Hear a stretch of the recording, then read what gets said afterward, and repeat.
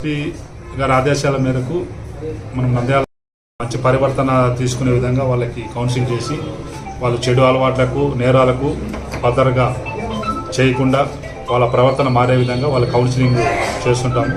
దాంట్లో ఈ 2 town station limits స్టేషన్లో మన నంద్యాల సంబంధించిన 1 టౌన్ 2 టౌన్ 3 టౌన్ తాలూకా పోలీస్ స్టేషన్ సంబంధించిన రౌడీ షీటర్లు సుమారు 60 మందిని ఈరోజు కౌన్సిలింగ్ హాజరుపరిచి వాళ్ళకి కౌన్సిల్ చేయడం జరిగింది.